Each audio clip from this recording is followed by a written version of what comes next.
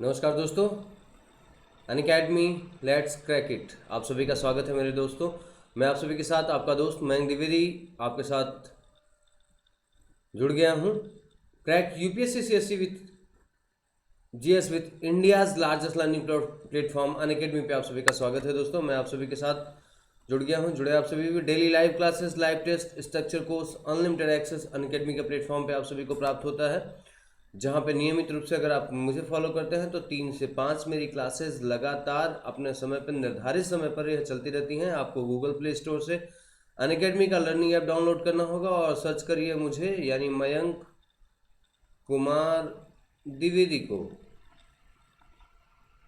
तो आप सभी जुड़ सकते हैं मुझसे अनअकैडमी के लर्निंग प्लेटफॉर्म पे। दोस्तों, जिसके जाने माने टॉप एजुकेटर इस प्लेटफॉर्म पे आप सभी के साथ जुड़े होते हैं। प्योर एजुकेशन, क्वालिटेटिव एजुकेशन आप सभी को यहाँ से प्राप्त होता है। दोस्तों, आप देखेंगे तो अनअकैडमी के प्लेटफॉर्म पे 15,519 कोर्सेज लॉन्च हो चुके हैं, जहाँ पे बेहतरीन क्लास कोर्सेज के लिए polity, governance, geography, science tech, NCERT, history, optional, environment ecology, art and cultures, current, Indian economy, practice set और आंसर राइटिंग के लिए बहुत सारे कोर्सेज स्टार्ट हैं। तो आप सभी यहाँ जुड़ सकते हैं और बेहतरीन क्लास कोर्सेज अटेंड कर सकते हैं। दोस्तों देखें तो इसे जुड़ने के 3 रास्ते हैं, जहाँ एक प्लस है, आइकॉनिक है और तीसरा ऑप्शनल है। जहाँ प्लस की फीस जीएस के तौर पर अगर देखें तो मैं आपको सजेशन देना चाहूँगा 12 महीने का। 12 महीने की फीस है 49,500। इसे आप पा सकते हैं 10% डिस्काउंट के साथ 44,500 में। और दोस्तों, इसके लिए आप सभी को मेरा प्रोमो कोड इस्तेमाल करना होगा। तो मेरा प्रोमो कोड है मयंक1। तो आप सभी दोस्तों इसे इस्तेमाल कीजिए और आप जुड़ जाइए अनअकैडमी की टीम से, जहां आप शानदार एजुकेशन घर बैठे ही प्राप्त कर सकते हैं। 24 महीने की फीस 64,800, वहीं 36 महीने की फीस आप देखें तो मात्र 2,250 रुपये मंथली के चार्ज पे 81,000 रुपये, 81,000। तो आप समझ सकते हैं जितने में आप किसी भी स्टेट में जाकर के आप 1 साल की प्रिपरेशन नहीं कर सकते हैं, उतने में आपको अनअकैडमी 3 इयर्स घर बैठे ही बेहतरीन एजुकेटर के साथ आपको कनेक्टिविटी दे रहा है। ऐसा मुझे लगता है कि कोरोना के जो अभी इम्पैक्ट चल रहा है, भले ही वैक्सीन लगना स्टार्ट हो गई, लेकिन अभी भी हमें सतर्कता बरतनी है और लगातार परीक्षाओं की तिथियां घोषित हो रही हैं। इस आधार पे आप सभी प्लीज़ यहाँ जुड़े और शानदार तरीके से अपनी सफलता को सुनिश्चित करें। दोस्तों, आइकॉनिक प्लेटफॉर्म एक शानदार प्लेटफॉर्म है जो 25 जून को यहाँ फीस बढ़ने की घोषणा हो चुकी है। इसमें क्या मिलता है मैं आपको बता दूं, तो इसमें आपको एक पर्सनल कोच मिल जाएगा, डेली आपकी क्वेश्चन सीरीज आपको दी जाएगी, स्टडी प्लान बना के दिया जाएगा और आपका क्या फीडबैक है इस पर आप काम किया जाएगा। जबकि आप देखें यहाँ पे आपको प्लस पे ये चार चीज़ें आपको नहीं मिलती हैं, अर्थात प्लस पे आप देखेंगे तो ये चीज़ें उपलब्ध नहीं होती है। रीज़न है कि आपको सिर्फ वहाँ class, test series, unlimited practice और स्ट्रक्चर शेड्यूल दे दिया जाता है, जहाँ से आप अपने आराम से अपने कोर्स को पूरा कर सकते हैं। इसकी जो 12 महीने की फ़ीस है वो है 62,550 और 24 महीने की फ़ीस है 96,300 रुपये, जहाँ 36 महीने की फ़ीस 1,26,900 रुपये है। तो आप सभी इसे आराम से प्राप्त कर सकते हैं। दोस्तों, ऑप्शनल के लिए बहुत ही शानदार प्लेटफॉर्म है ये, जहाँ 10% डिस्काउंट सभी को मिलेगा हर कोर्स पे। आप देखिए मेरा प्रोमो कोड आप सभी इस्तेमाल कर सकते हैं। फीस क्या है, 12 महीने की फ़ीस। जैसे मैं आप सभी को हिस्ट्री पढ़ाता हूँ दोस्तों, अगर जिन दोस्तों को हिस्ट्री ऑप्शनल लेना है वो प्लीज़ आप सभी यहाँ पे आप देखें 12 महीने की फ़ीस है 27,500, जो फीस घट के हो जाती है 12 महीने में 24,750 रुपये, 24,750 रुपीज़। देन आप देखें 24 मंथ्स के लिए फ़ीस 40,000 है, लेकिन 10% डिस्काउंट के साथ आपको ये फ़ीस मिलेगी 36,000 ओनली, 1,500 मंथली, राइट है ना। तो आप देखें 36 मंथ के लिए आपको 50,000 सैलरी है, 50,000 आपकी फ़ीस है, जहां आप देखें आपकी फ़ीस पड़ेगी 1,250 रुपीज़ पर मंथ। और अगर टोटल देखा जाए तो 45,000 रुपये महीना। तो आपको इस प्रोमो कोड के साथ जुड़ना है दोस्तों और आप शानदार तरीके से पूरा प्लेटफॉर्म यूज कर सकते हैं। आप देखें अनअकैडमी कॉम्बैट आज 11 बजे से स्टार्ट है, 17 जनवरी को 11 बजे से स्टार्ट है। तो आप सभी इसमें अपना पार्टिसिपेशन रखें, जहां जीतने वाले प्रतिभागी को दिया जाएगा 1 से 3 रैंक प्राप्त करने वाले प्रतिभागी को दिया जाएगा 3 महीने का UPSC CSC GS subscription, GS plus पे सब्सक्रिप्शन दिया जाएगा। वहीं आप देखें 4 से 150 रैंक तक आने वाले दोस्तों को 1,000 का मेजर वाउचर दिया जाएगा। इसमें 45 मिनट के अंतर्गत आपको 60 क्वेश्चन पूछे जाएंगे, 6 सेक्शन से होंगे, रिलेटिव स्कोरिंग होगी, जहां आप शानदार तरीके से इसमें विजेता बन सकते हैं और प्राप्त कर सकते हैं अनअकैडमी का subscription. New batches for the UPSC CSC 2021, 22, 23 aspirants के लिए एक बेहतरीन सूचना कि लगातार आज देखें 18 जनवरी से ये बैचेस लगातार स्टार्ट हो चुके हैं। तो आप देखें, आप इन बैचेस में ज्वाइन कर सकते हैं। Complete 1 year batches courses for UPSC 2021 के लिए बैचेस स्टार्ट हैं, तो आप सभी यहाँ जुड़ सकते हैं। आप देखें NCERT batches for UPSC CSC prelims के लिए भी बैचेस स्टार्ट है, तो आप यहाँ पे जुड़ सकते हैं दोस्तों। 11 तारीख से एक बैच स्टार्ट हुआ था, अब दोबारा बैच 18 तारीख से स्टार्ट हो गया। कई बैचेस हैं, आप सभी आराम से उसे ज्वाइन कर सकते हैं। जहां अनअकैडमी की फीस हाइक की जो सूचना है वो आप ध्यान रखें, 25 जनवरी से इसकी फीस बढ़ जाएगी। तो दोस्तों आज मैं जो आप सभी से चर्चा करने आया हूँ वो है कि यूपीएससी की जो प्रिपरेशन है वो हम कैसे करें। देखिए ध्यान रखिए, सबसे बड़ा एक विषय हो जाता है, आप सभी इस पर बहुत ही क्या कहते हैं समस्याओं में रहते हैं कि जब आप यूपीएससी की तैयारी शुरू करते हैं, जो अपनी तैयारी आप शुरू करते हैं, तो इस तैयारी के दरमियान आप किन आधारों पे तैयारी करना शुरू करें, किन पुस्तकों को अपना बेस बनाएं। ठीक है, ये बहुत सारे प्रश्न आपके दिमाग में आते हैं। तो दोस्तों आज उन्हीं सभी समस्याओं पे आप सभी से चर्चा करने के लिए मैं आपके सामने उपस्थित हुआ हूँ, आपका दोस्त मयंक द्विवेदी। तो आप सभी इस बात के लिए तैयार हो जाइए कि आपको अब क्या पढ़ना है, सुनिश्चित कर लीजिए कि बस इतना ही पढ़ना है और इसके बाद इन किताबों के आधार पे ही हमें बार बार रिवीजन करना है उसे, और इतना ही हमारे लिए सिलेक्शन का आधार हो जाएगा। तो देखिए सबसे पहली बात, जब हम ग्रेजुएशन कंप्लीट करते हैं, बीए या बीएससी कंप्लीट करते हैं, या हम मान लीजिए 12th लेवल से अपनी तैयारी को प्रिपेयर करना शुरू कर देते हैं, या हम ग्रेजुएट लेवल से अपनी तैयारी को शुरू करते हैं, या हम पीजी लेवल से अपनी तैयारी को शुरू करते हैं, कहीं से भी आप शुरू कर लीजिए अपने तैयारी को। तो ध्यान रखिए, सबसे पहला इंपॉर्टेंट चीज़ ये होता है कि आपका बेसिक्स बहुत अच्छा होना चाहिए, आपका बेस बहुत अच्छा होना चाहिए। अगर आपका बेस अच्छा होता है तो यूपीएससी में आप अपने आप को बहुत ही मजबूत पाते हैं। ऐसी स्थिति में मैं चर्चा करूंगा आप लोगों के सामने कि कौन सी किताबों के आधार पर आपका बेस स्ट्रांग हो सकता है और आप इस परीक्षा प्रणाली को बहुत आसानी से निकाल सकते हैं। तो पूरी चर्चा आप सभी की मेरे साथ यानी मयंक द्विवेदी के साथ में, तो मैं आप सभी के साथ जुड़ गया हूं। चलिए आप सभी दोस्तों अब तैयार हो जाइए, नोट करते जाइएगा कि आपको क्या कैसे पढ़ना है। चलिए शुरू करते हैं। अगर हम लोग पॉलिटी से शुरू करते हैं, राजनीति विज्ञान से शुरू करते हैं, या अगर हम कहें एक शब्दों में हम संविधान को कैसे कवर करते हैं, तो यहाँ पे देखिए एक बहुत ही महत्वपूर्ण पुस्तक है, आप जानते हैं ख्याति प्राप्त पुस्तक है। इस पुस्तक के माध्यम से आप सभी इस बात का अंदाज़ा लगा सकते हैं कि यह सभी लगभग जितने भी तैयारी करने वाले प्रतियोगी हैं उनके पास यह पुस्तक कॉमन पाई जाती है। Indian polity for civil services examination के तहत आप एम लक्ष्मीकांत जी की पुस्तक ले सकते हैं।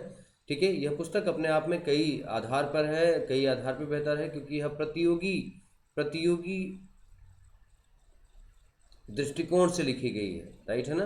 देखिए जैसे आप समझिए, मान के चलिए कि आपको ज्ञान होना और परीक्षा निकालना है ना, और ज्ञान होना और परीक्षा पद्धति पे पढ़ना, इन दोनों में बहुत अंतर होता है। ध्यान रखिएगा इन चीज़ों का।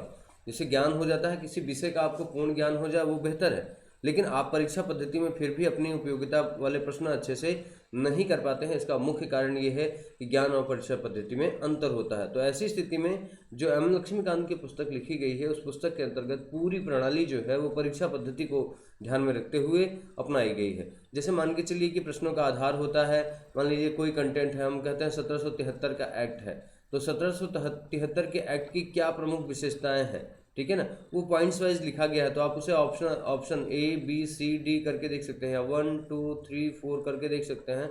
तो आप एलिमिनेट कर सकते हैं इन चीज़ों को एकदम क्लियर वे में कि आपकी पुस्तक से और प्रश्न जो यूपीएससी में प्रश्न आ रहा है उसकी मैचिंग कैसे आप कर सकते हैं। तो आप बहुत आसानी से एम लक्ष्मीकांत की पुस्तक से इन चीज़ों को तैयार कर सकते हैं।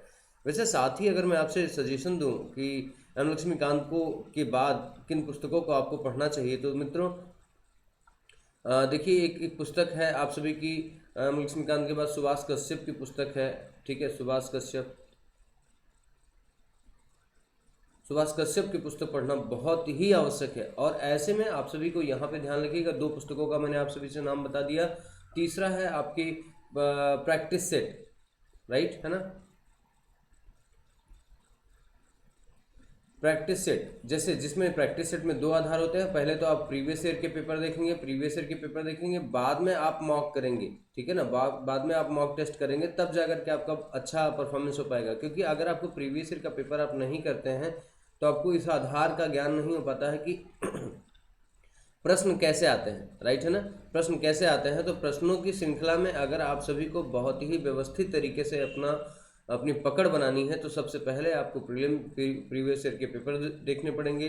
फिर आपको उन जो क्वेश्चंस आए हैं उन्हें अपनी किताबों में जाकर के देखिए, उन्हें अपनी, जैसे मान लीजिए एम लक्ष्मीकांत से रिलेटेड कोई भी पुस्तक आया है, जैसे मान लीजिए प्रेसिडेंट से रिलेटेड कोई क्वेश्चन आया है, अब आप जाके देखिए, इस पुस्तक को खोल के पढ़िए कि इस पुस्तक में किस लाइन पे वो प्रश्न बनाई गई है, ठीक है, वह लाइन कैसे लिखी गई है।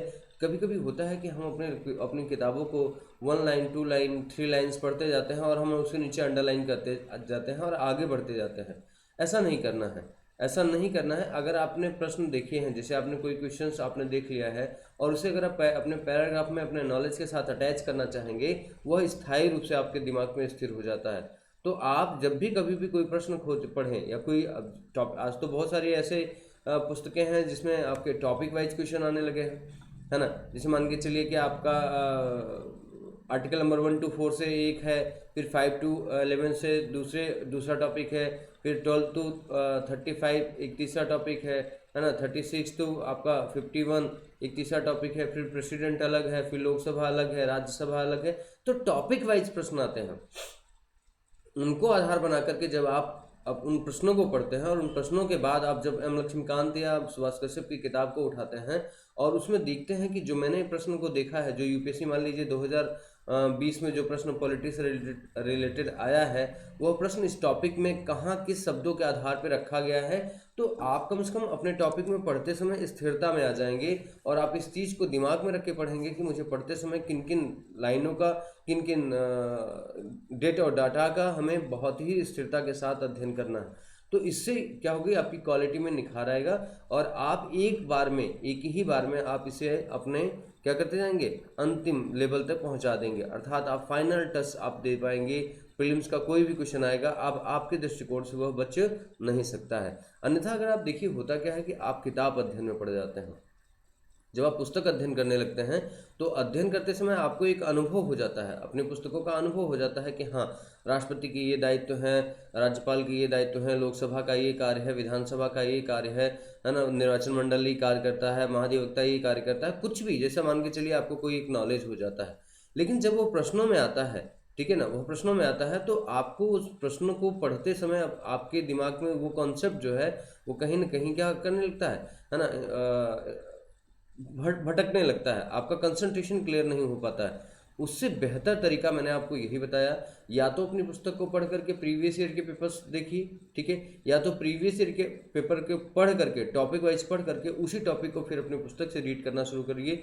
देखिए आपको ये समझ में आ जाएगा कि कंपटीशन में पूछा कैसे जाता है और हमें उसका उत्तर कैसे देना होता है। दोस्तों मैं ये चीज़ आपसे इसलिए बता पा रहा हूँ क्योंकि सबसे बड़ी बात होती है कि प्रारंभिक परीक्षा के अंतर्गत आप देखते हैं एक एक शब्दों की मारामारी होती है। जैसे एक शब्दों की मारामारी सेंस का कहने का मेरा अर्थ ये है कि जिसे कहीं केवल लिखा रहता है, ठीक है, कहीं सभी लिखा रहता है, कहीं कभी लिखा रहता है, कहीं कहीं नहीं लिखा रहता है। आप इन वर्डों को थोड़ा सा इग्नोर कर देते हैं कभी कभी, ठीक है, और बाद में एग्ज़ाम हॉल पे आने के बाद आपको लगता है कि मुझसे बहुत ही साइलेंटली मिस्टेक हो गई, तो सिली मिस्टेक जिसको आप कहते हैं। तो ये ह्यूमन एरर के अंतर्गत जो भी क्वेश्चंस आने वाले हैं वहाँ पे अच्छी तरीके से रुकें। कुछ वर्ड मैं अभी लास्ट में आप सभी को बताऊंगा कि किनका प्रयोग करते हुए आप बेहतर तरीके से अपने आप को सुरक्षित कर सकते हैं प्रारंभिक परीक्षा में। तो दोस्तों मैंने आपके पहले टॉपिक के अंतर्गत ये मैंने आपको समझाने का प्रयास किया, जो कि संविधान या राजनीति व्यवस्था जो भी है प्रारंभिक परीक्षा के स्तर पे, क्योंकि इस पूरी चर्चा के अंतर्गत मैं प्रारंभिक परीक्षा और मुख्य परीक्षा दोनों विषयों को लेकर के आपके साथ उपस्थित हुआ हूँ। तो मैं आपसे यही डिस्कस करूंगा कि बहुत ही स्थिरता के साथ एक ही बार में जब भी कभी कोई टॉपिक पढ़ें तो उससे रिलेटेड क्वेश्चंस पढ़ें, उस क्वेश्चन में आप कहाँ फंस रहे हैं उस टॉपिक में जा करके आप ढूंढने की कोशिश करें, फिर उस जितने भी आपके दिमाग में एरर्स आए हैं उन्हें डिलीट करें, उन्हें क्लियर करें और फिर उस टॉपिक को अपना माने कि ये टॉपिक हमने पढ़ा है। वन टाइम रीडिंग कोई टॉपिक पक्का पढ़ना नहीं होता है, सिर्फ आपको अनुभव होता है कि आपने उस पुस्तक का अध्ययन किया है, लेकिन उस पुस्तक में जो निर्धारित ज्ञान है, जो कॉम्पिटिटिव ज्ञान है, जो प्रतियोगी ज्ञान है, वो आप में नहीं जा पाता है। उसका सीधा सीधा अर्थ यही है कि आप उससे रिलेटेड उस प्रतियोगी जो परीक्षा की तैयारी आप कर रहे हैं उसमें उस विषय का क्या योगदान है, कैसे उससे प्रश्न आते हैं, इन सब सारी विषयों को जब आप देखेंगे तो लगता है कि आप उस टॉपिक को अच्छी तरीके से एनालाइज कर पा रहे हैं और समझ पा रहे हैं। तो दोस्तों चलिए अब हम लोग दूसरा देखते हैं, अपना दूसरा विषय देखते हैं। देखिए दोस्तों, दूसरा विषय जो है वो है आधुनिक भारत को हम लोग देखें। मॉडर्न इंडिया लगभग 15 क्वेश्चंस को लेकर के यहाँ पे आपके मॉडर्न इंडिया बनी रहती है। तो इस 15 क्वेश्चन को आप कैसे क्लियर करेंगे, यहाँ पे मैं आप सभी के साथ चर्चा करता हूँ। देखिए, राजीव अहिर की पुस्तक आती है brief history of modern India. कहा जाता है बहुत ही व्यवस्थित तरीके से राजीव अहिर ने अपनी इस पुस्तक के अंतर्गत लिखा हुआ है कि मॉडर्न इंडिया क्या कैसे किस तरीके से डेवलपमेंट होना चाहिए। ये पुस्तक न मान के मैं मानूंगा कि यह प्रतियोगी परीक्षाओं के लिए कुंजी की भांति है, एक व्यवस्थित पुस्तिका की भांति है। तो यहाँ पे आप सभी इस चीज़ को ध्यान रखें, इस चीज़ को ध्यान रखें कि यहाँ पे जब आप इसका अध्ययन करने लगते हैं तो आपको सीधे सीधे अपने प्रश्नों का बहुत ही तार्किक उत्तर देना होता है, ठीक है। क्योंकि जब हिस्ट्री वगैरह है तो आपको तार्किक उत्तर देते हैं, ठीक है। बहुत सारे प्रश्न जो होते हैं संशयात्मक प्रश्न आते हैं, ठीक है ना। आपको भ्रमित किया जाता है, ठीक है ना, भ्रामक प्रश्न आते हैं, ठीक है, भ्रमित किया जाता है। तो आप देखिए, राजीव अहिर की इस पुस्तक की एक विशेषता मैं आपको बता दूं कि जैसे कोई भी जो भी अगर टॉपिक आपका लिखा गया है वो टॉपिक कहीं ना कहीं क्वेश्चन फॉर्म में है, ठीक है ना, क्वेश्चन फॉर्म में है। जैसे मान के चलिए आप पढ़ते हैं असहयोग आंदोलन, ठीक है ना। तो इसमें असहयोग आंदोलन, जैसे मान के चलिए मैं एक एग्जाम्पल लेता हूँ इसमें, असहयोग आंदोलन। तो असहयोग आंदोलन क्या है ना, इसकी महत्वपूर्ण तिथियां, ठीक है, इस आंदोलन के कारण, ठीक है, इसका विस्तार क्षेत्र, ठीक है, इसका प्रभाव, है ना, इसमें सम्मिलित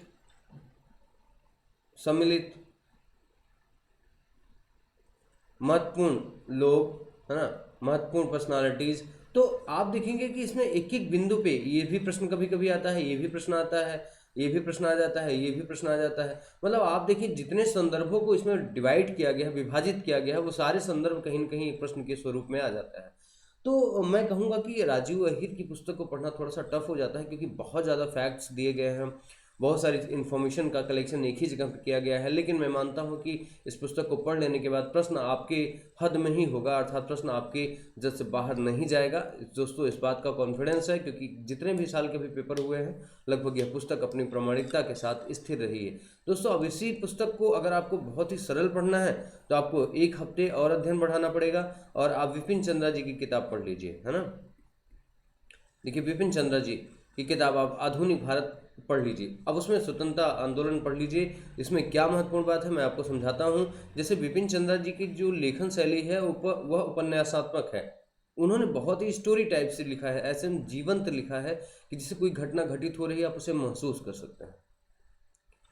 लेकिन जैसे राजीव अहिर जी की किताब में क्या एक क्रिटिक मैं कहूँ तो जैसे मान लीजिए मैंने इन किताबों को कई बार पढ़ा है तो शब्दशः जैसे याद है इन किताबों की एक एक लाइनें। तो मैं जो राजीव अहिर जी की किताब को देखता हूँ वो कॉम्पिटिटिव बेस्ड की है, जिसमें उसमें जो स्टोरी है स्टोरी को बहुत ही वेल कनेक्टिविटी के साथ डिफाइन न करके क्वेश्चन के अकॉर्डिंग डिफाइन किया गया। कंप्लीट इन्फॉर्मेशन मर्ज इन 1 पेज, राइट है ना।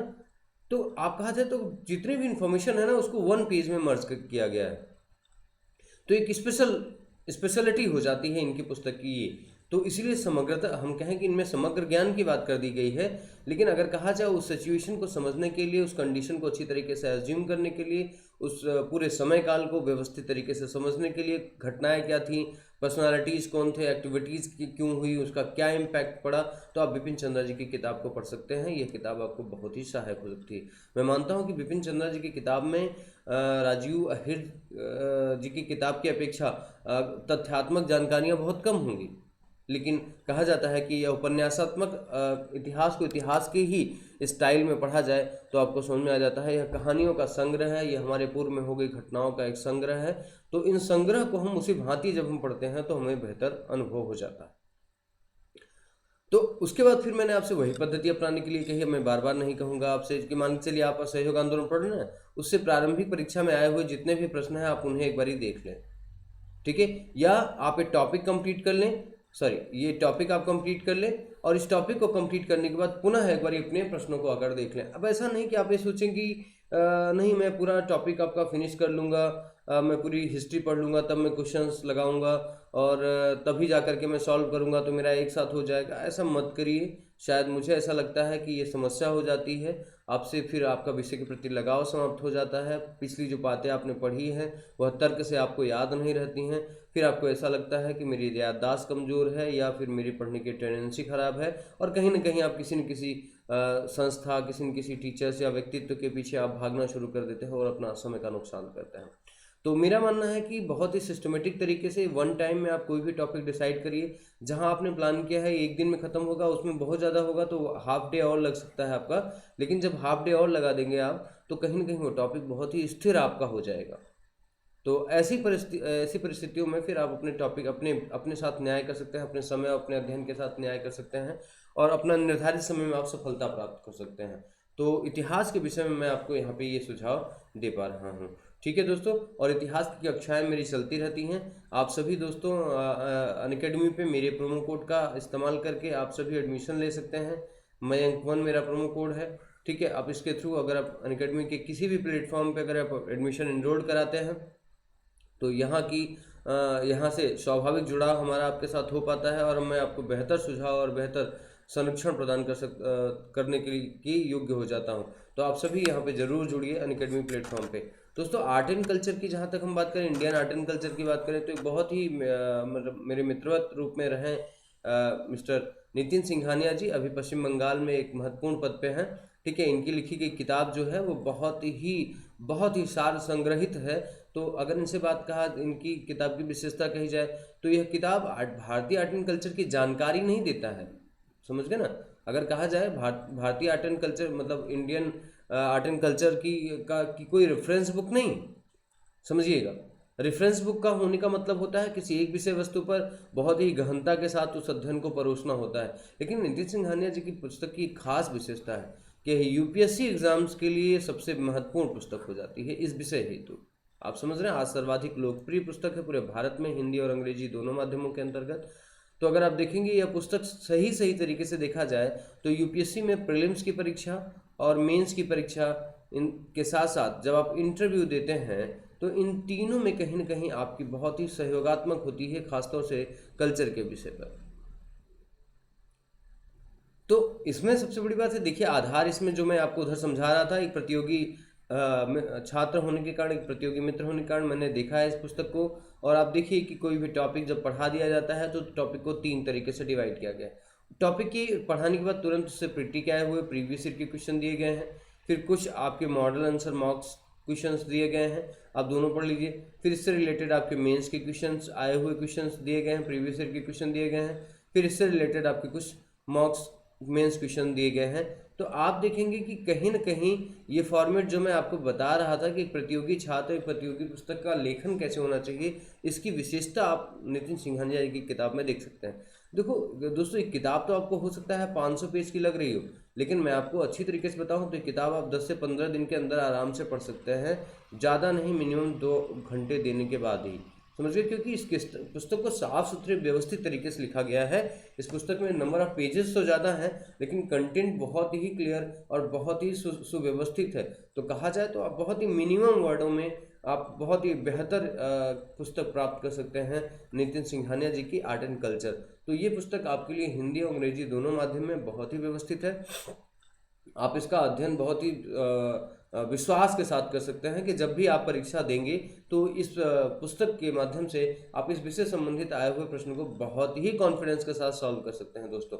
तो आप सभी का स्वागत है, यहाँ पे आप देख सकते हैं इस पुस्तक की महत्वपूर्ण विधाओं को। दोस्तों मैं ज्योग्राफी की बात करूंगा, है ना। अब मैं आपसे भूगोल की बात करूंगा। तो देखिए भूगोल संबंधी जो विषय है वो एक जीसी लियोंग करके आता है, जिन्हें गो चेंग लियोंग कहा जाता है। इनकी पुस्तक है ज्योग्राफी, ठीक है ना, फिजिकल एंड ह्यूमन ज्योग्राफी इस पुस्तक का नाम है। देखिए इंग्लिश माध्यम में है पुस्तक, लेकिन मुझे लगता है कि यह भारतीय तत्सम हिंदी भाषा से ज़्यादा सरल पड़ जाती है। इस पुस्तक को एक बार जरूर पढ़ने की कोशिश करें। वैसे भी आप जानते हैं ज्योग्राफी के बहुतायत शब्द जो होते हैं वह या तो वैज्ञानिक होते हैं या तो क्या कहते हैं, उनका जो अनुवाद होता है वह अंग्रेजी माध्यम ही होता है। तो ऐसी स्थिति में अगर आप इस पुस्तक को पढ़ते हैं तो दोस्तों जो कॉन्सेप्ट की समस्या है वो समाप्त हो जाती है। जिसीलिए हम, और देखिए सबसे बड़ी बात ये होता है कि आपने कहा कि सर मैंने पढ़ा है इसे। देखिए पढ़ने की बात ये नहीं होती है। देखिए एक बार अगर, देखिए ट्रिपल आर का कॉन्सेप्ट है मेरा, अगर आप एक बार रीड कर लेते हैं तो उसका मतलब पढ़ना नहीं होता, उसका मतलब होता है किताब का आपके अनुभव में आना।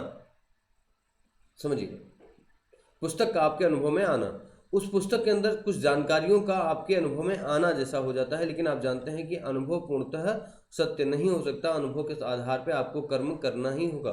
तो अगर उस पूरे अनुभव को सत्य करना है तो आपको उसे रिपीट करना पड़ेगा। आप उसे रिपीट करिए, उसे दोहराइए, ठीक है। आप उसे दोबारा उसी चैप्टर को पढ़िए, बिना, पहली बार तो बिना, जब भी कोई पुस्तक आपको पढ़े तो बिना अपेक्षा के आप सभी पढ़ें कि चलो मुझे आएगा कि नहीं आएगा, मुझे मतलब एक बार में तैयार हो जाएगा कि नहीं हो जाएगा। इन सब पहलुओं से आप इतर सोच मतलब हट जाइए और ये सोचना शुरू करिए कि जो भी मैं पढ़ रहा हूँ वह मेरा एक सिलेबस है और मुझे इसको पढ़ना है, ठीक है। तो आप एक बार जब पढ़ेंगे तो उसके शब्द, उसकी भावनाएं, उस पुस्तक की कठिनाइयाँ, उस पुस्तक के फ्लो, उस पुस्तक के में जो कॉन्सेप्ट क्लियरिटी है, उन सब सारी चीज़ें आपको कहीं ना कहीं पता चलनी शुरू हो जाएगी।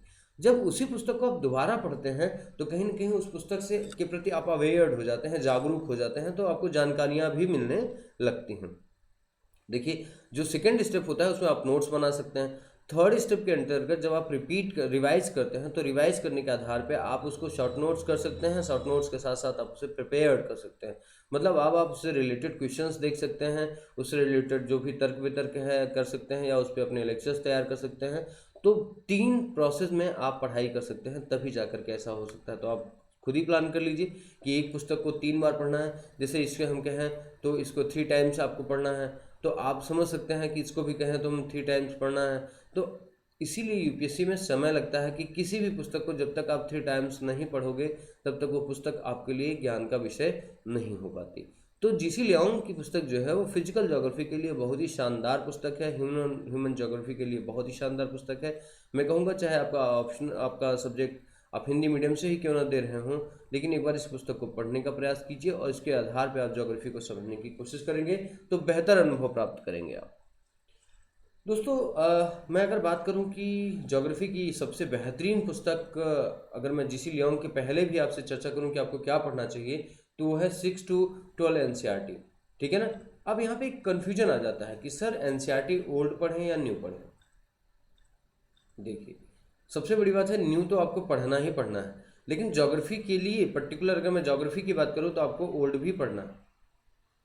समझ गए? मैं सभी विषयों के लिए ऐसा नहीं कहता, मैं बात कर रहा हूँ आपसे ज्योग्राफी के लिए। तो ज्योग्राफी के लिए आप सभी इस बात को अच्छी तरीके से ध्यान रख लीजिएगा कि आपको ज्योग्राफी के लिए पूर्णतः जो भी विषय पढ़ना है उसमें आपको एनसीईआरटी के लिए ओल्ड और न्यू एनसीईआरटी दोनों पढ़ना है। क्लियर है ना? ओल्ड और न्यू एनसीईआरटी आपको दोनों पढ़ना है, तब जाकर के आप इसको अच्छी तरीके से समझ पाएंगे। क्लियर है ना? तो आपको दोनों पढ़ना है, इसको ओल्ड और न्यू एनसीईआरटी यहाँ पे दोनों पढ़ना है। दोस्तों ज़्यादा समय नहीं लगता। आप मान के चलिए 6th क्लास के आप एनसीईआरटी उठाते हो, आप सोचो, आप एज्यूम करो कि आपके दिमाग में लगता है कि बहुत प्रेशर हो जाएगा, कैसे कंप्लीट हो पाएगा कोर्स। लेकिन ये कुल मिलाकर के 40 से 50 पेज की है, 40 से 50 पेज की। एक अच्छे स्टूडेंट की कैपेसिटी 1 डे की होती है, मतलब ये 1 डे में आप प्रिपेयर कर सकते हैं। और इस सरल भाषा में लिखी गई, बहुत ही साधारण लैंग्वेज में लिखा गया होता है, तो इसमें कोई टिपिकल वर्ड नहीं होता, क्योंकि छोटे बच्चे, छठे के बच्चे के लिए ये पुस्तक तैयार की गई है। लेकिन इसमें क्रमबद्ध तरीके से ज्ञान का समन्वय रखा जाता है।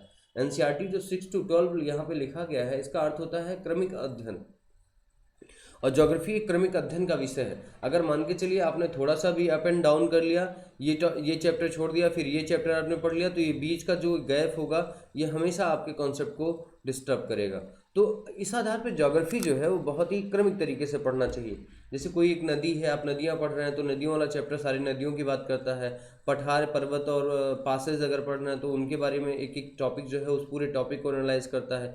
कैसे इनकी उत्पत्ति हुई, कैसे ये आज किन क्षेत्रों में बह रही हैं, इनका किस तरीके से कंडीशंस आ रही हैं। तो ये अगर देखेंगे सारी बातें, तो ये कहीं न कहीं बहुत ही क्रमिक सीक्वेंस में लिखी गई होती हैं, तो इन्हें आपको बहुत ही व्यवस्थित पढ़ना होता है दोस्तों। और सबसे बड़ी बात, सबसे महत्वपूर्ण बात करूं, अगर ज्योग्राफी शब्द आपके जहन में आता है तो वहां पे एक शब्द आप दिमाग में रख लीजिएगा, ज्योग्राफी के लिए सबसे महत्वपूर्ण है मैपिंग। ठीक है, ज्योग्राफी के लिए सबसे महत्वपूर्ण वर्ड है मैपिंग। दोस्तों आप सभी को मैपिंग अगर आती है तो आप सभी ज्योग्राफी बेहतर पढ़ पाएंगे। अगर ज्योग्राफी आप सभी तैयार करना चाहते हैं तो एक ही विकल्प है कि आप अपने मैप को कहीं न कहीं अच्छी तरीके से स्ट्रांग कर लीजिए, मैप व्यवस्थित कर लीजिए। मैप की अगर आपकी प्रिपरेशंस अच्छी होती है, मैप की तैयारी आपकी अच्छी हो जाती है, तो कहीं न कहीं आप इस तरीके से अपनी प्रिपरेशंस कर पाते हैं जहां आपका कॉन्फिडेंस लेवल बहुत हाई हो जाता है। क्योंकि कोई भी लोकेशन आपके दिमाग में अगर आता है, ठीक है, अगर हम नॉर्थ की बात करते हैं, साउथ की बात करते हैं, वेस्ट की बात करते हैं, ईस्ट की बात करते हैं, तो अगर यहाँ लोकेशन की बात अगर पर्टिकुलर आपसे पूछी जा रही है, किसी भी लोकेशन की बात, तो आपको इस बात का ज्ञान होना चाहिए, इस लोकेशन का पूरा ज्ञान होना चाहिए कि यहाँ किस तरीके के क्लाइमेट्स हैं, किस तरीके की सॉइल्स हैं, किस तरीके की एयर हैं, किस तरीके क्या पॉल्यूशन है, ह्यूमन डेंसिटी क्या है, किस तरीके पे कि यहाँ पे इन्वायरमेंट या ग्रेन्स प्रोडक्टिविटी है।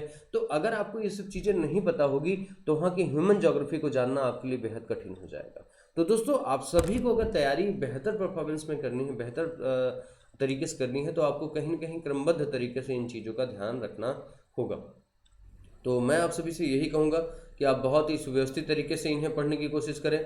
बहुत ही व्यवस्थित तरीके से जब आप इन्हें पढ़ेंगे तो कहीं ना कहीं दोस्तों आपके लिए ये बेहतर विकल्प हो जाएगा और शानदार तरीके से आप अपने कोर्स को कंप्लीट कर पाएंगे। तो आप अच्छी तरीके से इन्हें तैयार करें, मेरी यही शुभकामनाएं आप सभी के साथ हैं। अब हम लोग देखते हैं इकोनॉमी विषय को, ठीक है ना दोस्तों। देखिए अर्थव्यवस्था, ठीक है, सबसे पहली बात तो होती है अर्थ के क्या डायमेंशन है, अर्थ और व्यवस्था, समझ गए ना। तो ये जब अर्थव्यवस्था आप पढ़ते हैं तो इसको दो डायमेंशन होता है। जैसे अर्थव्यवस्था में क्या होता है, अर्थव्यवस्था में एक तो सबसे बड़ी बात होती है कि यहाँ उत्पादन, ठीक है, अगर आप देखें अर्थव्यवस्था को पढ़ने के लिए आप देखें उत्पादन, तो उत्पादन के लिए क्या क्या आवश्यक होता है। सबसे बड़ी बात है उत्पादन के लिए, जैसे मान के चलिए भूमि की आवश्यकता होती है अगर कृषि उत्पादन करना है, या आप मान के चलिए कोई प्रोडक्टिव कोई इंडस्ट्री लगानी है तब भी भूमि की आवश्यकता होगी, ठीक है।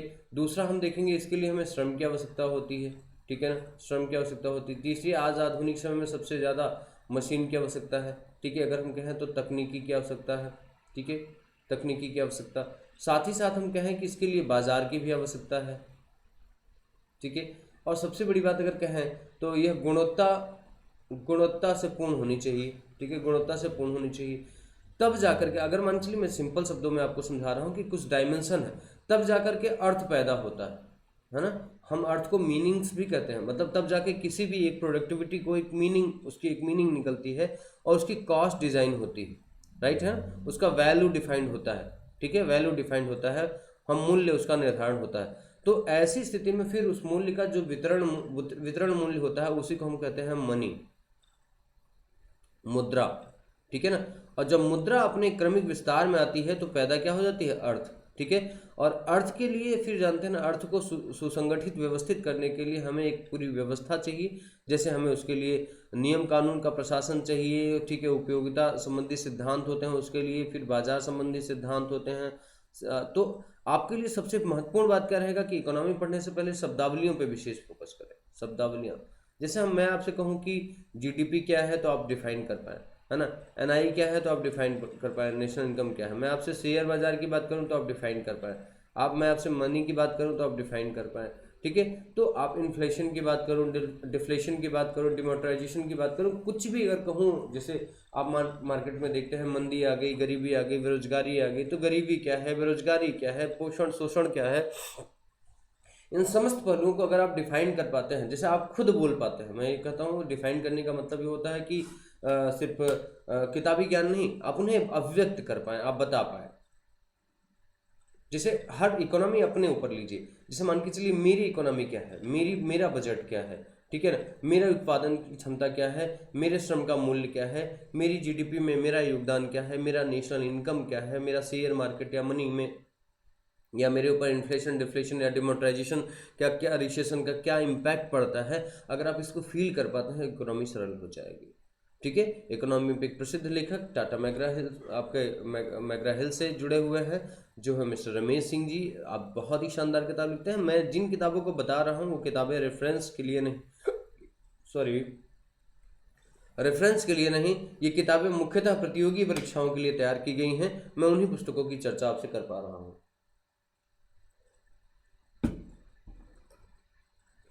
तो अगर आप चैप्टर वाइज इस किताब को अच्छी तरीके से पढ़ते जाएंगे तो आपके लिए जो इकोनॉमी की समस्या है वो कहीं ना कहीं उसका सरलीकरण हो जाएगा, उसका अंत हो जाएगा, और आप अर्थव्यवस्था को बेहतर तरीके से समझने लगेंगे और उसका आंसर आप अच्छी तरीके से एक्सप्लेन करने लगेंगे। तो दोस्तों, अर्थव्यवस्था के लिए शब्दावली और न्यूज़पेपर, ध्यान रखिए कि अगर आप अच्छी तरीके से अर्थव्यवस्था को आप समझना चाहते हैं तो आपको करंट न्यूज़पेपर से अटैच्ड रहना पड़ेगा। करंट न्यूज़पेपर आपका प्रिपेयर्ड है, तब जाकर के आप बेहतर तरीके से अपनी देश की अर्थव्यवस्था, विदेश की अर्थव्यवस्था, अंतर्राष्ट्रीय स्तर पर अर्थव्यवस्था के क्या क्या पहलू हैं, कौन कौन सी संस्थाएं हैं, और भारत में किस अर्थव्यवस्था के अभी वर्तमान की स्थिति क्या है, आने वाले समय में इसके क्या कंडीशंस होंगी, इस पर चर्चा कर सकते हैं। खासतौर से अगर हम लोग देखें तो सरकार प्रत्येक वर्ष जो है वह इकोनॉमिक सर्वे निकलती है बाई मिनिस्ट्री। मैंने लिखा है यहाँ पे, बाई मिनिस्ट्री का मतलब ये होता है कि जो मंत्रालय के द्वारा जो इकोनॉमिक सर्वे निकाला जाता है आप उसे पढ़ें।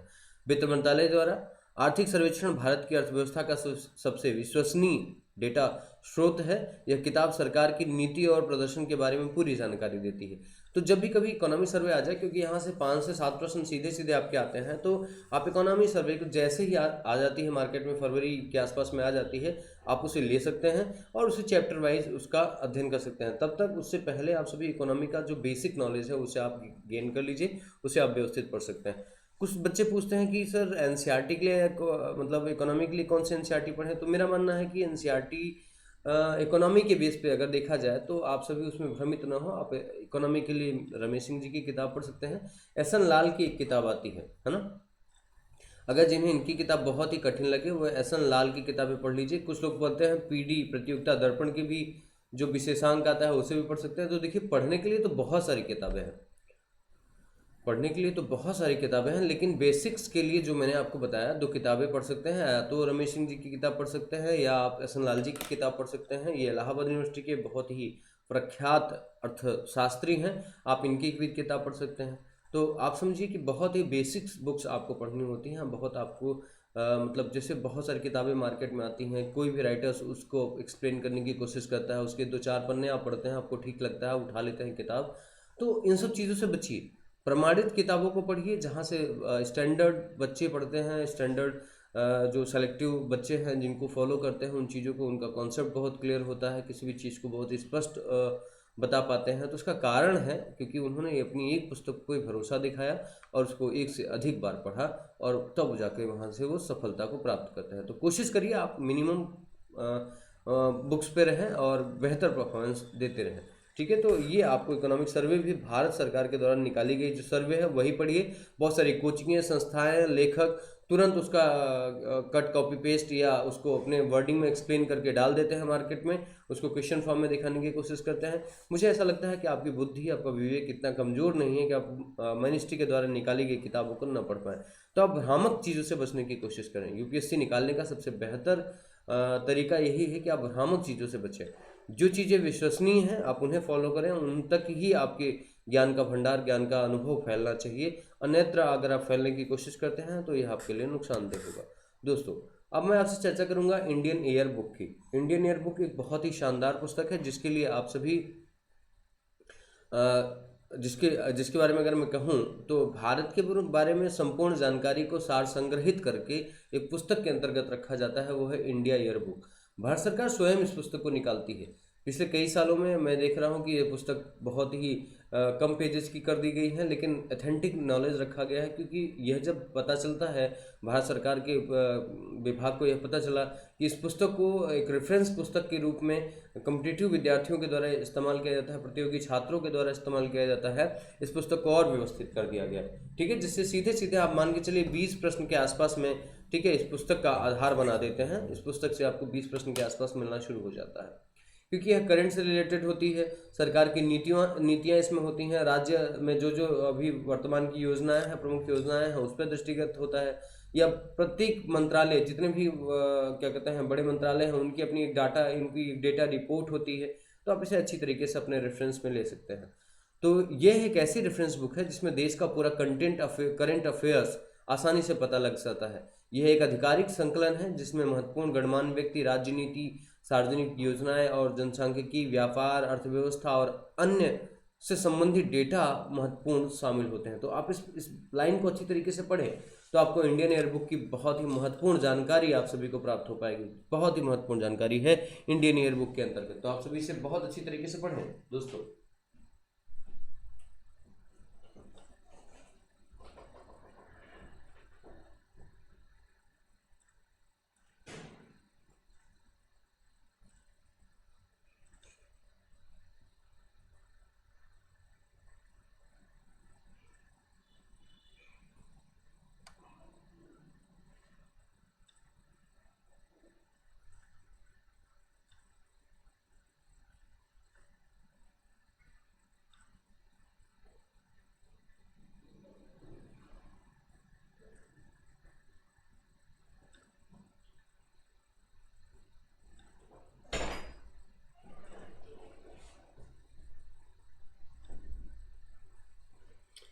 तो इंडियन एयर बुक के बारे में मैंने आप सभी को बता दिया कि किस तरीके से इसमें आप देखेंगे तो इसमें महत्वपूर्ण, मैंने जैसे कहा कि व्यक्तित्व के बारे में बताया जाता है, राज्य की नीतियों के बारे में, सार्वजनिक योजनाओं के बारे में, जनसांख्यिकी, व्यापार और अर्थव्यवस्था के बारे में इसमें महत्वपूर्ण जानकारियां प्रस्तुत की जाती हैं। तो आप इसे बहुत अच्छी तरीके से पढ़ें।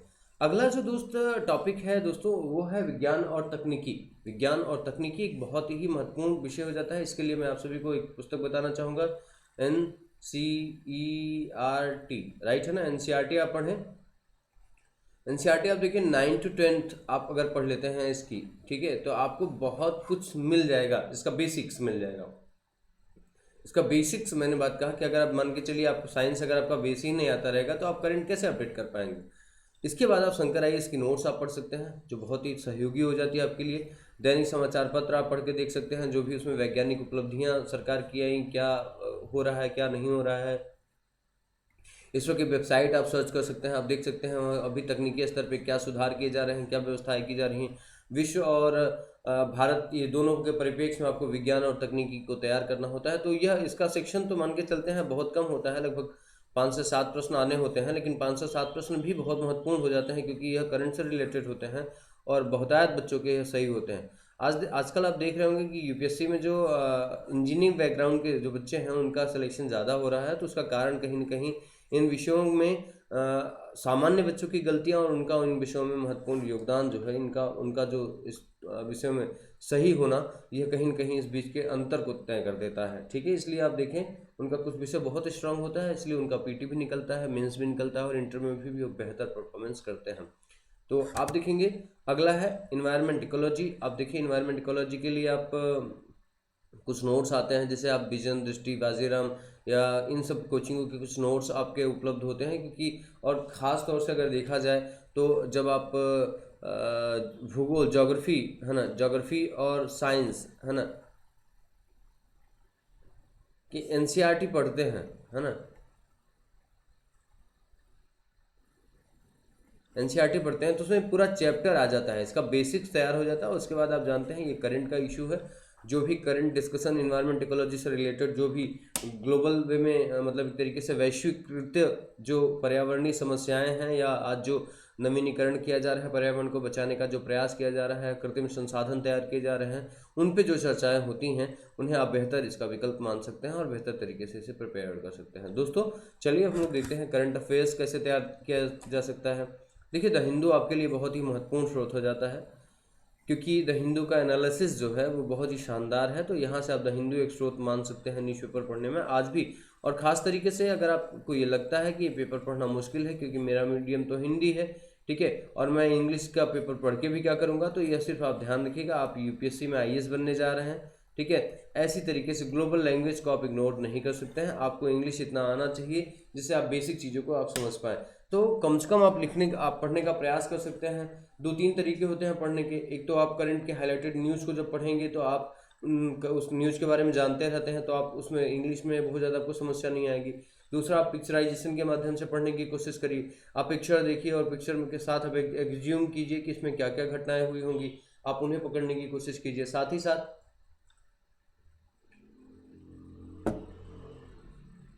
साथ आप ये भी देख सकते हैं कि प्रश्न कैसे आता है, क्या सचमुच प्रश्न द हिंदू से आता है। अगर द हिंदू से प्रश्न आता है तो आपको फिर ये कह करके द हिंदू को इग्नोर नहीं कर सकते कि मुझे इंग्लिश नहीं आती। मेरी बात आप समझिए, आपको क्या आता है क्या नहीं आता है इससे यूपीएससी को मतलब नहीं होता है। यूपीएससी में 100 क्वेश्चन प्रीलिम्स में आता है जो कर लेगा, ठीक है ना। फिर 2250 नंबर का आपका मेंस होता है जो कर लिया, ठीक है। ठीक इस तरीके से जो इस प्री मेंस और इंटरव्यू में जो आपका क्वालिफाई कर लिया वो सेलेक्टेड हो जाता है। तो वो नहीं पूछता है कि आपको क्या नहीं आता, वो ये पूछता है कि मैं जो पूछना चाहता हूँ वो आपको आता है कि नहीं, ठीक है। तो आप बेसिकली आप इस चीज़ को इग्नोर नहीं कर सकते हैं कि आप हिंदी मीडियम की स्टूडेंट हैं, आप ऐसे कैसे पढ़ सकते हैं। मान लीजिए आप दैनिक जागरण पढ़ते हैं, ठीक है, अच्छा न्यूज़पेपर माना जाता है। जनसत्ता पढ़ते हैं, ये भी अच्छा माना जाता है। लेकिन अगर आप मान के चलिए इन न्यूज़पेपर से पर्याप्त जानकारी नहीं मिलती है तो आपको पर्याप्त जानकारी तो चाहिए। मेरी बात आप समझ रहे हैं, ठीक है। तो अभ्यासम विषम विद्या, आप अभ्यास नहीं करते इसलिए विद्या आपकी विषम हो जाती है। जितने लोगों को अंग्रेजी भाषा का ज्ञान होता है, क्या उनको अंग्रेजी भाषा जन्म से आती थी? उन्होंने प्रयास किया, बहुत सारे ऐसे लोगों ने प्रयास किया और प्रकांड विद्वान रहे। मेरा ये मानना है आपको विद्वता नहीं बल्कि आपको इतना आना चाहिए जिससे आपका यूपीएससी का पेपर सॉल्व हो सके। तो आप देखिए कंपलसरी पेपर में भी आपको सहायता मिल जाती है जो 300 मार्क का आता है अगर आप द हिंदू वगैरह की रीडिंग करते हैं, ठीक है। तो ये चीज़ें कहीं ना कहीं आपके लिए बहुत सरल हो जाती है।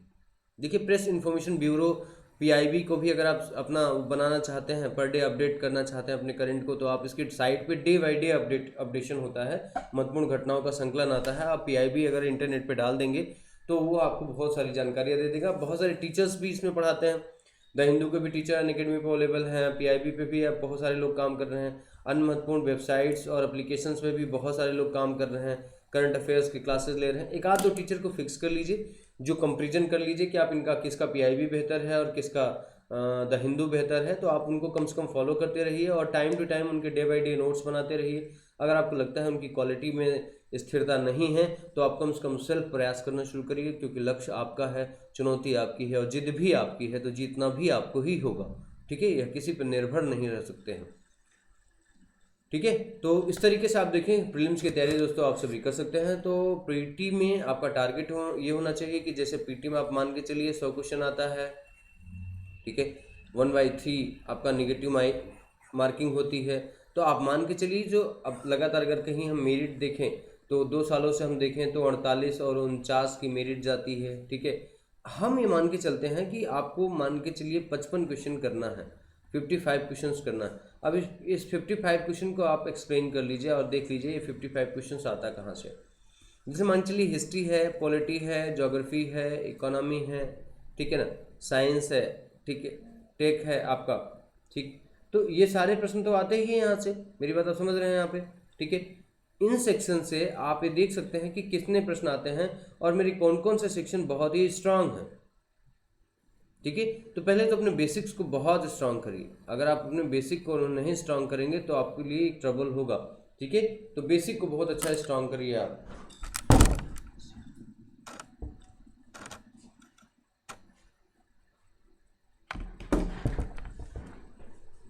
अपने बेसिक को बहुत अच्छा स्ट्रांग करिए, तब जाकर के आप मान लीजिए आप करंट से रिलेटेड 20 से 25 प्रश्न आपके आते हैं, ठीक है। उम्मीदन अगर देखा जाए पिछले साल तो बहुत कम प्रश्न आए, ठीक है, लेकिन मैं मान के चलता हूं कि करंट से अपडेटेड आपको रहना चाहिए, करंट अपडेट आपको करना चाहिए। तो ऐसी स्थिति में आप देखें, मान लीजिए आपसे जो भी आता है तो आप कहीं न कहीं सॉरी साल भर की प्रिपरेशन आपकी चलती रहती है। अगर आपके अंदर रेगुलरिटी है तो आप अच्छा प्रश्न कर लेते हैं। और आप मान के चलिए कि आदमी का सभी सलाह देते हैं कि हमें 80-85 क्वेश्चन करना चाहिए। मेरा कहना है होता है कि अगर आपको आ रहा है तो 75 करिए, कोई दिक्कत नहीं। इवन आप 65 करिए, आपको लग रहा है कि आपने सही किया है तो कोई दिक्कत नहीं होती है। बहुत सारे बच्चों का ये भी रिकॉर्ड रहा है कि उन्होंने 65 अटैम्प्ट किया, उनके 60 सही रहे। मतलब सिर्फ ये क्या 2 क्वेश्चन उनके गलत रहे, माइनस मार्किंग के साथ 1 कटे, आपके फिर भी उनके 60 सही रहे। तो आप इस एवरेज में जा सकते हैं कि आपका बेसिक्स बहुत स्ट्रांग होगा तो आप सिलेक्शन हमेशा पीटी मतलब मैं बोलता हूँ 100%।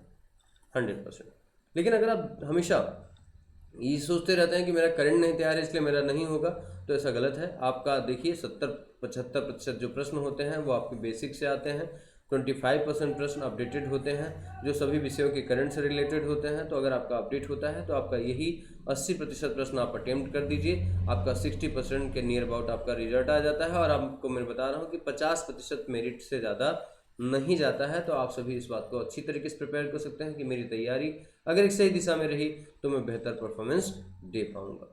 ठीक है दोस्तों, तो ये बात मैं आप सभी को बहुत ही अच्छी तरीके से बता दिया। अब हम लोग चर्चा करेंगे कि मेंस की तैयारी के लिए किताबें और पेपर वाइज इन्हें हम कैसे तैयार करें, कैसे इन्हें हम पढ़ें। तो चलिए दोस्तों, अब हम लोग चेक कर लेते हैं मेंस के बारे में, एक बार प्रिपेयर कर लेते हैं अपने आप को। देखिए मेंस एक तरीके से एक अभ्यास है। जैसे अभ्यास का सेंस क्या है, यहाँ अभ्यास का मतलब क्या होता है, देखिए लेखन जो होता है ना वो आपके अभ्यास पे डिपेंड होता है। लेखन और ज्ञान दो अलग अलग विधाएं होती हैं, जिससे तैयारी करते समय आपको ज्ञान हो जाता है, लेकिन अगर आपका अभ्यास नहीं है तो आप मेंस क्वालिफाई नहीं कर पाते हैं। मेरी बात आप समझिएगा। लेकिन आप ज्ञान के साथ साथ अगर आपका अभ्यास भी है, समझ रहे ना, आपका लेखन अभ्यास भी है, तो यही चीज़ें आपकी दोनों की 50-50% मिला करके आपको रैंक दे देती हैं।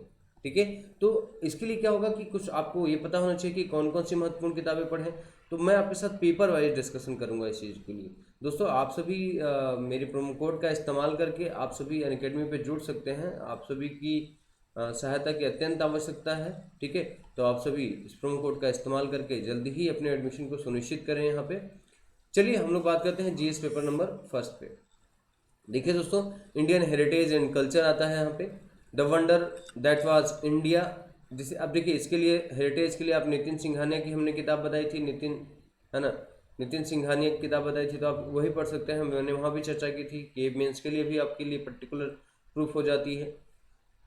The wonder that was India है ना, ये एल बासम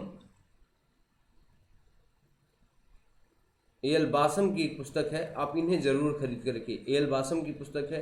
ठीक है, वहीं आपको मैंने बताया कि नितिन सिंघानिया की लिखी इंडियन आर्ट एंड कल्चर आपको पढ़ना है। तो आपके मॉडर्न मतलब हिस्ट्री के लिए एल बासम की पुस्तक बहुत अच्छा मेंस लिखा गया है। मेंस के कॉन्सेप्ट से बहुत अच्छी जानकारी यहाँ पे दी गई है। तो एल बासम और नितिन सिंघानिया की किताब जो है आर्ट एंड कल्चर आप पढ़ सकते हैं। इंडिया एंड वर्ल्ड हिस्ट्री के लिए आर एस शर्मा की लिखी गई इंडियाज एंशियंट पास्ट आप पढ़ सकते हैं। ठीक है, विपिन चंद्रा के लिए की मॉडर्न इंडिया पढ़ सकते हैं। विपिन चंद्रा की इंडियाज स्ट्रगल फॉर इंडिपेंडेंस पढ़ सकते हैं। तो ये किताबें जो हैं वो बेसिक स्ट्रक्चर आपको देती हैं, बहुत ही महत्वपूर्ण जानकारियाँ आपको देती हैं, वो भी रिटन कॉन्सेप्ट के रूप में। मतलब आप देखिएगा, कॉन्सेप्ट अगर आपका नहीं तैयार होगा तो आप मेंस अच्छी तरीके से क्वालिफाई नहीं कर पाएंगे। वो भी कैसा कॉन्सेप्ट जो क्रमिक हो, मतलब आप समझ रहे हैं, क्रमिक रूप से जिसका विस्तार दिया गया हो उसको आपको पढ़ना पड़ेगा यहाँ पे। अब जैसे ज्योग्राफी के लिए देखिए, तो विश्व और समाज का भूगोल, भारत का भूगोल आप माजिद हुसैन की किताब से पढ़ सकते हैं। ऑक्सफोर्ड स्कूल ऑफ एटलस की एटलस आप ले सकते हैं। और जेसी लियांग की आप मानव ज्योग्राफी आप पढ़ सकते हैं। Human geography and physical geography आप पढ़ सकते हैं। ठीक है, तो ये कहीं ना कहीं किताबें जो हैं वो आपके लिए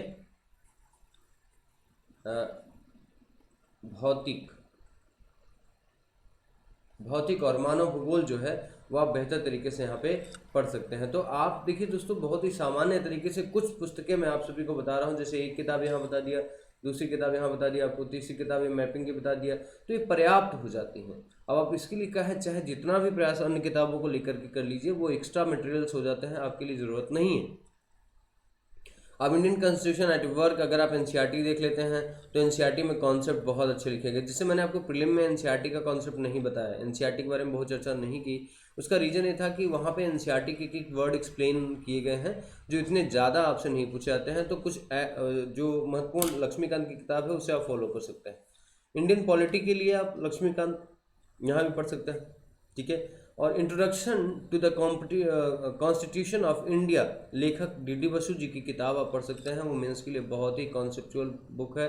तो आप यहाँ पे इन 3 किताबों को जीएस पेपर 2 के लिए आप प्रिपेयर कर सकते हैं। आप अच्छी तरीके से इसको पढ़ सकते हैं दोस्तों। ठीक है, गवर्नेंस एंड इंडिया, ये लक्ष्मीकांत जी की किताब आती है, 5th एडिशन आ चुकी है। आप इसे आराम से पढ़ सकते हैं, बहुत ही व्यवस्थित तरीके से उसमें राइटिंग की गई है, बहुत ही स्कोरिंग राइटिंग आप पा सकते हैं। इंडियन ईयरबुक के बारे में मैंने जैसे मनोरमा की हो गई या भारत सरकार के द्वारा आप निकाली गई, इन किताबों को आप फॉलो कर सकते हैं बहुत अच्छी तरीके से, है ना। कंटेम्प्रेरी वर्ल्ड पॉलिटिक्स के लिए आप एनसीईआरटी को फॉलो कर सकते हैं, एनसीईआरटी को फॉलो कर सकते हैं। आप देखिए कितनी मिनिमम किताबें, कई किताबें तो प्रीलिम्स और मेंस के लिए मैंने आपको कॉमन सी बताई। तो इन किताबों को अगर आप पढ़ते हैं तो बहुत ही अच्छा स्कोर कर सकते हैं। नो डाउट आपके स्कोर्स बहुत ही शानदार होंगे, आपकी कोई डाउट्स डिस्कशन नहीं बचेंगे। और जीएस पेपर 3 में देखें तो दोस्तों है इकोनॉमिक सर्वे, इंडियन गवर्नमेंट की इकोनॉमी सर्वे पढ़नी पड़ती है आपको। Science and technology in Indian TMH, मैंने आपको कहा TMH की किताबें आप यहाँ पे पढ़ लीजिए साइंस एंड टेक्नोलॉजी से रिलेटेड, तो आपको बहुत फ़ायदा मिलती है ना। टाटा मैग्रा हिल्स की किताबें आप पढ़ सकते हैं।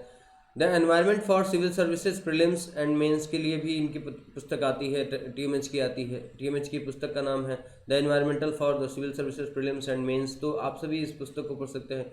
इंडिया ईयर बुक आपको GS पेपर नंबर 3 में भी बहुत मदद देता है, तो आप ईयर बुक जो भारत सरकार के द्वारा निकाली जाती है उसे आप पढ़ सकते हैं। Disaster management and ARC reports, आप ARC रिपोर्ट आप पढ़ सकते हैं, उसके अंतर्गत डिजास्टर मैनेजमेंट की जानकारियाँ होती हैं और महत्वपूर्ण अब क्या कहते हैं फैक्ट कॉन्सेप्ट आपको दिए होते हैं, तो ये भी बहुत शानदार पुस्तक है आपकी। उमा कपिला की लिखी गई किताब इंडियन इकोनॉमी, ये मेंस के कॉन्सेप्ट को बहुत ही क्लियर करती है, तो आप मेंस का कॉन्सेप्ट उमा कपिला की किताब से आप पढ़ सकते हैं, जिससे आपको बहुत ही अच्छी जानकारी मिल जाएगी। दोस्तों GS पेपर 4 के लिए lexicon for ethics, integrity and aptitude की किताब पढ़ सकते हैं आप, ठीक है ना। IAS mains study ethics Arihant manual GS paper 4 पढ़ सकते हैं। तो मेरे कहने का सेंस है कि बहुत ही मिनिमम किताबें आपको पढ़नी पड़ेंगी। इन किताबों को आप नोट कर लीजिए, इन्हें परचेज कीजिए और इन्हें व्यवस्थित होकर के इन्हें अपने अध्ययन में 1 बार 2 बार 3 बार 1 से अधिक बार लीजिए, जिसके कारण आप अपने प्रिपरेशंस को बहुत ही स्ट्रांग कर सकते हैं दोस्तों। तो आप सभी को मेरी तरफ से बहुत बहुत शुभकामनाएं। आप सभी व्यवस्थित रहें, स्वस्थ रहें, मस्त रहें और पूरी ऊर्जा के साथ पढ़ते रहें। जहाँ प्रीलिम मेंस की तैयारी करने के लिए आपको एकदम इस बात का भरोसा होना चाहिए कि आप सभी ने किस तरीके से तैयारी शुरू की थी। आप ध्यान रखिए इस बात को कि जब तक आप पर डे, जैसे मान के चलिए आप मेंस की तैयारी करते हैं, मेंस की तैयारी में अगर आप कहीं से भी ये चीज़ ध्यान रखते हैं कि अगर आप डेली, जैसे आप मान चलिए यहाँ निबंध की क्लासेस है, ठीक है, निबंध कहाँ से प्रिपेयर करेंगे, तो निबंध आप समझिए कि जब तक आप लेख वगैरह नहीं पढ़ते हैं, संपादकीय लेख नहीं पढ़ते हैं, ठीक है, आप न्यूज़ मीडिया चैनल न्यूज़ वगैरह नहीं देखते हैं, ठीक है, आप वैश्विक पटल पर जो चर्चाएं होती हैं उन्हें नहीं देखते, और ऐसी स्थिति में अगर आप देखा जाए तो कुछ महत्वपूर्ण जानकारियां, जैसे अपने ग्रंथ के बारे में जानकारियां, जितने भी ग्रंथ हो, चाहे वह बाइबल हो, कुरान हो, आपके गीता हो, ठीक है, ये जितने भी चीज़ें हैं, अगर आप इन्हें नहीं पढ़ते हैं तो आपके लिए थोड़ा इनके बारे में थोड़ा सा अगर जानकारी आपको नहीं रहती है तो दिक्कत हो जाती है। निबंध के भी कई डायमेंशन होते हैं, जैसे ट्रेडिशनल निबंध आता है, हिस्टोरिकल निबंध आता है, मूर्त और अमूर्त निबंधों में बटे होते हैं ये चीज़ें। तो कुछ निबंध तो ऐसे होते हैं जो वैचारिक स्तर से आपको लिखना होता है, कुछ निबंध ऐसे होते हैं जो आप सब्जेक्टिव होते हैं, वो सब्जेक्ट के बेस पे आपको लिखना होता है। तो सब्जेक्ट के बेस पे लिखना तो थोड़ा सरल हो जाता है, लेकिन अमूर्त विषय जो होते हैं उसमें सबसे बड़ी बात ये हो जाती है कि आप कहाँ से कहाँ तक लेके जाएंगे। तो दोस्तों प्रीवियस ईयर के पेपर्स उठा के देखिए आप, और बहुत सारे टीचर्स उनके मॉडल आंसर निकालते हैं, अनअकैडमी पे भी उन चीज़ों का मॉडल आंसर निकाला जाता है। आप मेरे से भी जुड़ सकते हैं निबंध के सेक्शंस में, तो उन सारी चीज़ों पर हम लोग खुली चर्चा करते हैं। एक निबंध के अंतर्गत क्या आयाम होना चाहिए, उन्हें कैसे लिखना चाहिए, उनके अंदर कौन कौन सी चीज़ें इनपुट में डालना होता है। तो कहीं ना कहीं ये व्यवस्थाएं जो होती हैं आपके लिए सकारात्मक हो जाती हैं। तो बहुत ही सकारात्मक तरीके से आप दोस्तों इन्हें तैयार कर सकते हैं, और लिखन बिना कुछ नहीं हो सकता, मेंस नहीं तो कुछ नहीं, ये दिमाग में कह करके आप चलिए। और 2021 में आप सभी अपनी सफलता को सुनिश्चित करने के लिए बहुत ही तत्परता के साथ प्रयास कीजिए, चाहे वह UPSC के एग्जाम्स दे रहे हों या कई स्टेट PSC के एग्जाम्स दे रहे हों। सभी बेहतर पद को देते हैं जो सम्मानजनक स्थिति में आपकी स्थिति को तय करते हैं। तो आप सभी दोस्तों बहुत बहुत शुभकामनाएं आप सभी को। यह वर्ष आपके लिए मंगलमय हो, प्रेरणादायी हो, और आप सभी इस वर्ष सफलता को प्राप्त करें। आप सभी को मेरी शुभकामनाएं, आशीर्वाद, और let's crack Unacademy, let's crack, आप सभी को बहुत बहुत शुभकामना। धन्यवाद दोस्तों, नमस्कार। आप सभी इस वीडियो को लाइक करें और शेयर करें। Thank you very much.